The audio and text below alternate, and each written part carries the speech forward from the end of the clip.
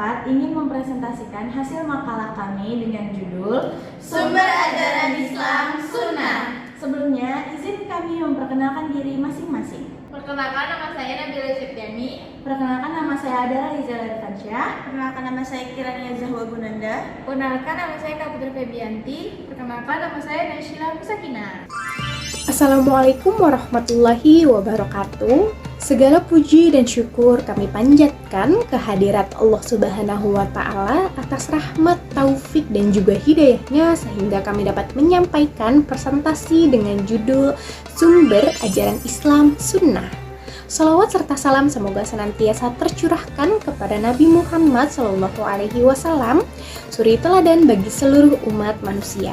Presentasi ini disusun berdasarkan kajian dari berbagai jurnal dan juga artikel ilmiah serta hasil diskusi kelompok dengan tujuan untuk menambahkan wawasan dan juga pemahaman kita bersama mengenai pentingnya sunnah sebagai sumber ajaran dan pedoman hidup dalam Islam.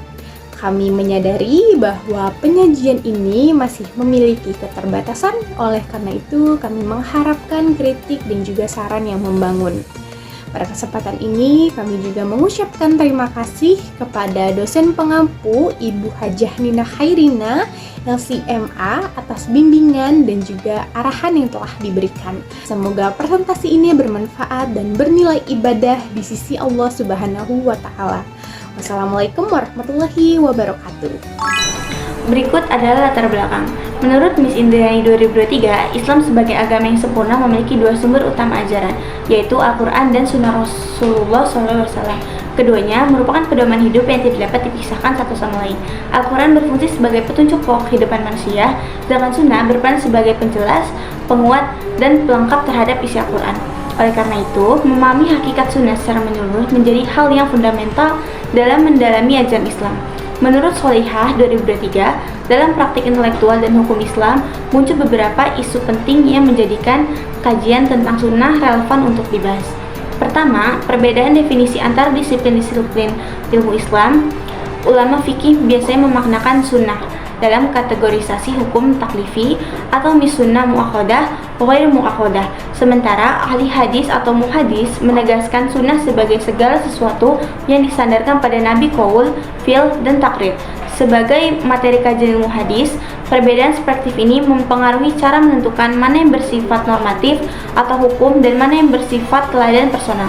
Kajian-kajian terbaru menegaskan perlunya pemahaman terminologis yang tepat agar tidak keliru dalam menetapkan suatu praktik sebagai syariat. Klasifikasi sunnah, misal sunnah qauliyah, fi'liyah, takririyah, serta pembagian tasyri'iyah dan ghair tasyri'iyah, memiliki implikasi langsung terhadap otoritas hukum yang melekat pada sebuah riwayat. Peneliti mutakhir menggarisbawahi pentingnya membedakan sunnah yang berfungsi sebagai hujah hukum dengan sunnah yang hanya berstatus sebagai contoh personal Nabi, sehingga tidak dapat diperlakukan sebagai ketentuan hukum mutlak. Pemisahan ini penting untuk menjawab tantangan aplikatif dalam konteks masyarakat modern. Menurut As-Sun tahun 2024, ketiga sunnah berperan pula sebagai aset keteladanan atau uswatun hasanah yang membentuk akhlak dan praktik sosial umat Islam.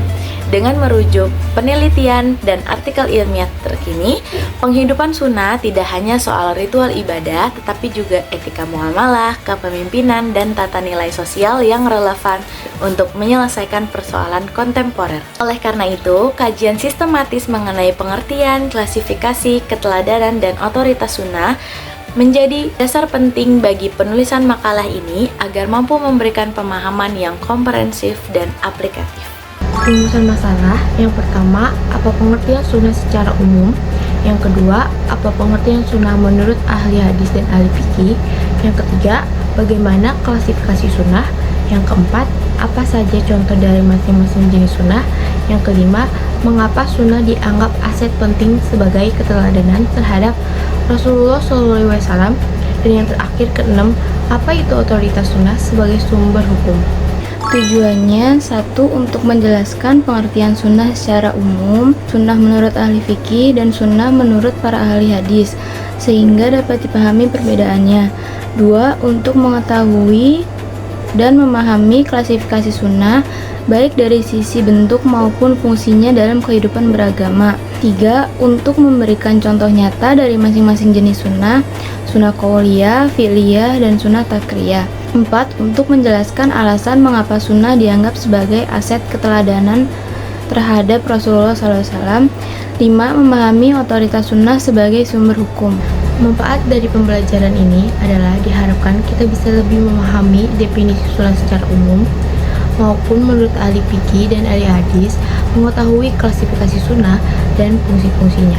Dengan begitu, kita bisa menggunakan sunnah Nabi sebagai aset agar kita semakin memperbaiki diri, memperbaiki ilmu dan ibadah kita ke depannya, serta lebih mengetahui bagaimana sunnah bisa menjadi salah satu sumber hukum dalam Islam.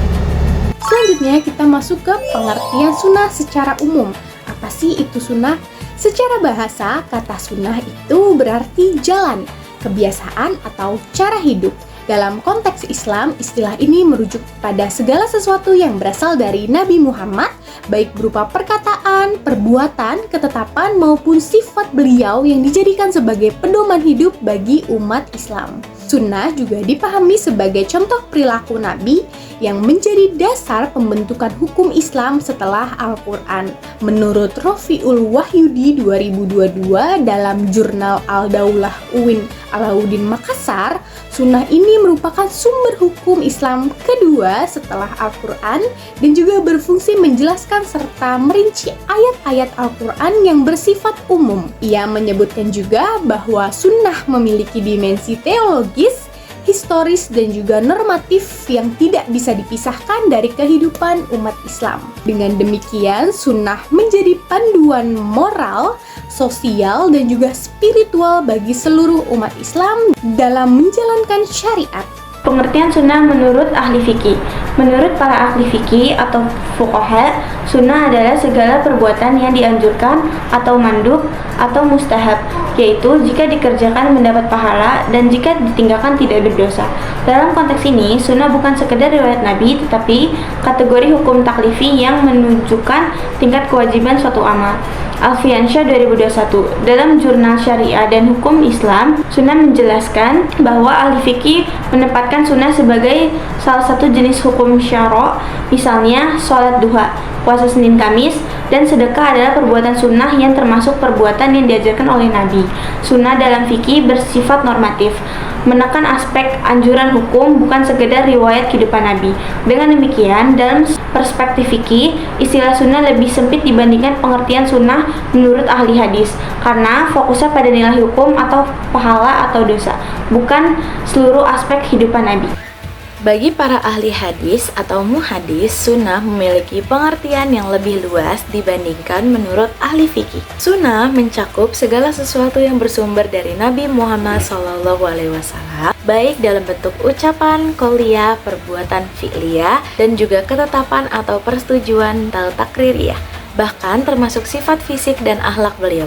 Dalam pandangan ini, sunnah menjadi bahan utama dalam periwayatan hadis dan sumber hukum Islam. Menurut Hidayatullah tahun 2020 dalam jurnal Usluhuddin UIN Suskariau, menjelaskan bahwa dalam ilmu hadis, sunnah adalah rekaman perilaku Nabi yang menjadi dasar hukum, akhlak, dan keteladanan hidup.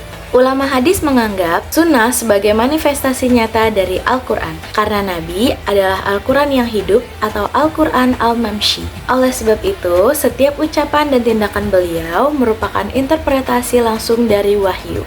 Sunnah qauliyah. Secara etimologis, qauliyah berasal dari kata qaul, ucapan, maka sunnah qauliyah adalah segala sabda, pernyataan, atau ucapan Nabi Muhammad SAW yang disampaikan kepada para sahabat, baik terkait hukum, akhlak, ibadah, maupun nasihat kehidupan. Menurut Rafiul Wahyudi 2022, sunnah qauliyah merupakan sumber hukum verbal yang paling banyak diriwayatkan dalam hadis-hadis. Melalui ucapan beliau, umat Islam mendapatkan penjelasan langsung mengenai isi Al-Quran dan hukum-hukum syariat. Menurut Zulkifli 2023, dan sunnah qauliyah dapat diklasifikasikan menjadi 3 bentuk utama berdasarkan isi ucapannya, yaitu 1. Ucapan berisi perintah atau amr, yaitu sabda Nabi yang mengandung perintah melakukan sesuatu amal atau kebaikan. Contoh, Rasulullah SAW bersabda, "Sholatlah kalian sebagaimana kalian melihat aku sholat." 2.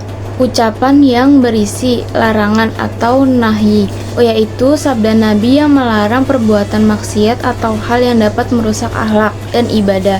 Contoh, janganlah kalian saling mendengki dan membenci Rasulullah SAW. Hadis riwayat Muslim. 3. Ucapan yang berisi penjelasan dan nasihat, tauhid dan bayan, yaitu ucapan Nabi yang menjelaskan hukum Al-Quran, memberi nasihat atau membimbing umat. Contoh, Rasulullah SAW bersabda, "Sesungguhnya amal itu tergantung pada niatnya." Hadis riwayat Bukhari dan Muslim. Fungsi sunnah qauliyah dalam kehidupan beragama. Fungsi sunnah qauliyah sangat penting dalam pembentukan hukum Islam dan pembinaan moral umat. Para ulama membaginya menjadi beberapa fungsi utama. Yang pertama, sebagai penjelas atau disebut bayan terhadap Al-Quran. Sunnah qauliyah sering berfungsi menafsirkan dan merinci ayat-ayat Al-Quran yang bersifat umum. Contoh, Al-Quran memerintahkan sholat, tetapi sunnah menjelaskan tata caranya melalui sabda Nabi, "Sholatlah sebagaimana kalian melihat aku sholat." Hadis riwayat Bukhari. Dan yang kedua, sebagai penetap hukum baru atau disebut tasyri mustaqilah. Sunnah qauliyah juga menetapkan hukum yang tidak disebut secara eksplisit dalam Al-Quran. Contoh, Nabi bersabda, "Setiap pemabuk adalah haram." Hadis riwayat Muslim. Dan yang terakhir, ketiga, sebagai pedoman akhlak dan sosial.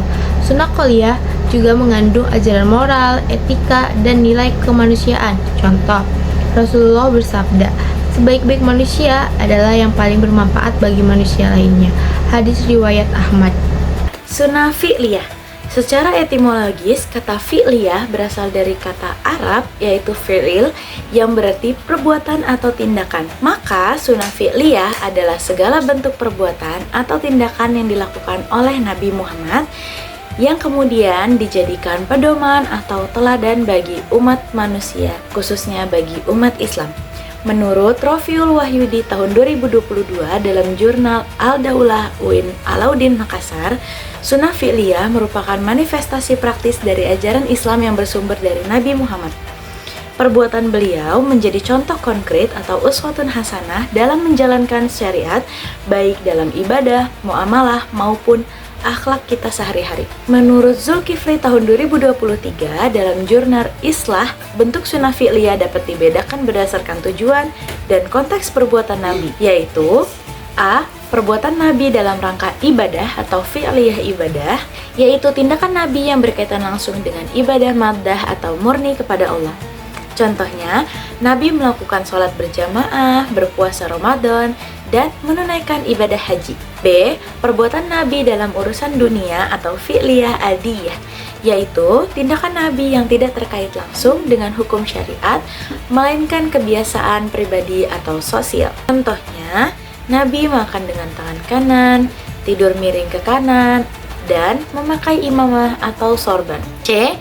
Perbuatan Nabi sebagai penjelasan hukum atau fi'liyah tasyri'iyah, yaitu tindakan Nabi yang dilakukan untuk menjelaskan hukum atau melengkapi perintah Al-Quran. Contohnya, Al-Quran memerintahkan zakat, tetapi Nabi menjelaskan kadar dan tata caranya melalui tindakan beliau terhadap para sahabat. Sunnah takriyah. Menurut Hasan 2023, sunnah takriyah adalah bagian dari sunnah yang berupa persetujuan Nabi Muhammad SAW terhadap perkataan, perbuatan, atau kebiasaan orang lain. Persetujuan itu bisa bersifat eksplisit atau lisan, atau implisit, diam atau tidak menegur, atau melalui tanda atau isyarat. Persetujuan ini dipakai sebagai dalil dalam beberapa kondisi. Para penulis usul dan studi kontemporer membagi bentuk takrir menjadi beberapa kategori praktis. Di bawah ini saya susun menjadi 5 bentuk yang mudah dipakai dalam kajian. 1. Takrir eksplisit atau verbal approval. Bentuk Nabi Muhammad secara lisan menyatakan persetujuan atau memuji sesuatu perbuatan atau ucapan. Contoh, Nabi berkata baik atau itu benar setelah melihat suatu tindakan sahabat. 2. Takrir implisit, diam atau tidak menegur. Bentuk Nabi melihat suatu tindakan tetapi tidak mengingatkan atau tidak memberi koreksi. Diam itu dipahami sebagai persetujuan. Contoh, 2 orang tayamum lalu sholat. Yang satu mengulang wudunya setelah menemukan air, yang satu tidak. Nabi mengatakan yang tidak mengulang, kamu telah mengerjakan menurut sunnah. 3. Takrir melalui syariat atau gestur. Bentuk persetujuan dengan menggunakan atau anggukan, tersenyum, atau gerakan tubuh lain yang menunjukkan persetujuan. Contoh umum dalam literatur usul, kejadian di mana Nabi menunjukkan dengan isyarat bahwa sesuatu boleh dilakukan, dikutip dalam kajian modern tentang pembagian tindakan Nabi. 4. Takrir demonstratif, mengizinkan praktik tertentu setelah demonstrasi orang lain. Bentuknya, seseorang melakukan sesuatu di hadapan Nabi. Nabi mengizinkan atau tetap diam sehingga tindakan itu dianggap boleh. Contoh, praktik sosial atau kebiasaan tertentu yang dibiarkan oleh Nabi sehingga diterima oleh umat. 5. Takrir kontekstual atau kebiasaan. Bentuknya, persetujuan terhadap praktik kebiasaan masyarakat atau sahabat yang bukan berasal dari wahyu, namun dibiarkan dan dianggap sah. Contohnya, tindakan yang bersifat kebiasaan manusiawi atau jibliyah yang tidak terkait langsung dengan aturan syariat tetapi dibiarkan. Dibahas dalam kajian tentang pembagian tindakan Nabi dan sunnah non-tasriyah. Fungsi sunnah takririyah dalam kehidupan beragama. A. Fungsi pembuktian hukum atau hujjah yang menunjukkan permissibility atau approval. Penjelasan bila Nabi menyetujui atau tidak mengingkari suatu perbuatan secara usul, hal itu dapat dipakai sebagai dalil bahwa perbuatan tersebut boleh atau mubah atau minimal tidak terlarang. Contohnya, kasus tayamum di mana persetujuan Nabi menjadi pijakan bahwa tindakan tersebut diperbolehkan dalam kondisi darurat. B. Fungsi klarifikasi atau penjelas teks. Interpretasi praktis. Penjelasan takrir membantu menjelaskan bagaimana teks Quran atau hadis qauli diaplikasikan dalam praktik. Kadang perbuatan sahabat yang disetujui Nabi memberi contoh konkret bagi interpretasi, contohnya praktik wudhu, tayamum, atau aturan ibadah yang dipraktikkan oleh sahabat dan dibiarkan oleh Nabi menjadi rujukan aplikasi tersebut. C. Fungsi pembatasan atau toleransi, tolerating human custom or exceptions. Penjelasannya, dengan tidak mengingkari kebiasaan tertentu, Nabi memberikan ruang toleransi pada praktik sosial yang bukan inti dari syariat Islam, sehingga agama tampak fleksibel terhadap kebiasaan yang baik. Contohnya, pembiaran terhadap kebiasaan tertentu yang tidak bertentangan dengan syariat Islam. Ini dibahas dalam kajian tentang sunnah non-tashriyiyah. D. Fungsi pendidikan dan teladan atau uswah atau pedagogical. Penjelasannya, persetujuan Nabi atas tindakan sahabat mempromosikan tindakan itu sebagai contoh yang boleh ditiru, sehingga berfungsi sebagai alat pendidikan moral dan sosial. Contohnya, Nabi menyetujui tindakan berbagi, sopan santun, atau tata cara sosial tertentu sehingga menjadi model bagi umat. E. Fungsi terekamnya kebiasaan atau sejarah praktik. Penjelasannya, takrir menjadi sumber untuk merekonstruksi praktik historis umat awal yang kemudian membantu fuqaha menilai apakah suatu praktik dapat diterima.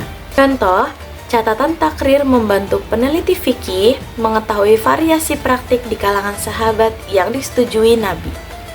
Kita masuk ke sunnah aset penting sebagai keteladanan terhadap Rasulullah SAW. Menurut Rafiul Wahyudi 2022 dalam jurnal Al-Daulah, sunnah bukan hanya sumber hukum Islam, tetapi juga merupakan manifestasi dari kepribadian dan juga keteladanan Rasulullah SAW. Melalui sunnah, umat Islam dapat meneladani perilaku, ucapan, dan juga sikap Rasulullah yang menjadi wujud nyata dari ajaran Al-Quran. Kita masuk ke A, sunnah sebagai cermin akhlak dan juga kepribadian Rasulullah SAW. Menurut Zulkifli 2023, sunnah berfungsi sebagai media pembentukan karakter umat Islam atau tarbiyah akhlakiyah, karena setiap perkataan dan juga tindakan Nabi mengandung nilai-nilai moral yang menjadi pedoman dalam kehidupan sehari-hari. Contoh keteladanan Nabi dalam sunnah yaitu yang pertama, kejujuran dalam berdagang, sehingga dijuluki Al-Amin atau dapat dipercaya. Yang kedua, kesabaran dalam menghadapi penghinaan dan penolakan dakwah. Yang ketiga, keadilan dalam memperlakukan sahabat dan musuh. Yang keempat, kasih sayang Nabi memperlakukan anak-anak, fakir miskin, dan hewan dengan penuh kelembutan. Kita masuk ke yang B, sunnah sebagai panduan keteladanan dalam ibadah. Selain menjadi pedoman akhlak, sunnah juga berfungsi sebagai panduan dalam ibadah atau ubudiyah. Rasulullah Shallallahu Alaihi Wasallam tidak hanya menyampaikan perintah beribadah, tetapi juga memberikan contoh langsung pelaksanaannya. Beliau mengajarkan tata cara sholat, puasa, zakat, haji secara praktis sehingga umat tidak keliru dalam beribadah. Lalu ada sabda Rasulullah Shallallahu Alaihi Wasallam yang terkenal, yaitu sholatlah kalian sebagaimana kalian melihat aku sholat. Hadis riwayat Bukhari. Menurut Hidayatullah 2022 dalam jurnal Usuluddin, sunnah memiliki fungsi normatif dalam membimbing umat agar pelaksanaan ibadah sesuai dengan tuntutan Allah Subhanahu wa Ta'ala. Melalui sunnah, umat Islam belajar menyembah Allah dengan cara benar, tulus, dan juga sesuai dengan petunjuk Rasulullah Shallallahu Alaihi Wasallam. Sunnah ibadah ini mencakup dua dimensi penting. Yang pertama, dimensi syar'i atau normatif, di mana menjelaskan tata cara dan juga hukum ibadah. Yang kedua, dimensi spiritual, yaitu mengajarkan makna keikhlasan, khusyuk, dan juga hubungan batin antara hamba dan Tuhannya. C. Sunnah sebagai pedoman sosial dan kepemimpinan. Rasulullah SAW juga memberikan contoh keteladanan dalam kehidupan sosial dan kepemimpinan. Beliau memperlakukan semua manusia dengan penuh keadilan, kasih sayang, dan kesetaraan. Dalam berbagai sunnah, Nabi mencontohkan sikap sosial yang luhur seperti yang pertama, menyayangi anak yatim dan kaum lemah. Yang kedua, menjaga hak-hak tetangga. Yang ketiga, bermusyawarah dalam mengambil keputusan. Yang keempat, tidak mendiskriminasi berdasarkan suku, status, atau kekayaan. D. Sunnah sebagai aset pendidikan karakter dan peradaban Islam. Sunnah memiliki dimensi edukatif yang kuat.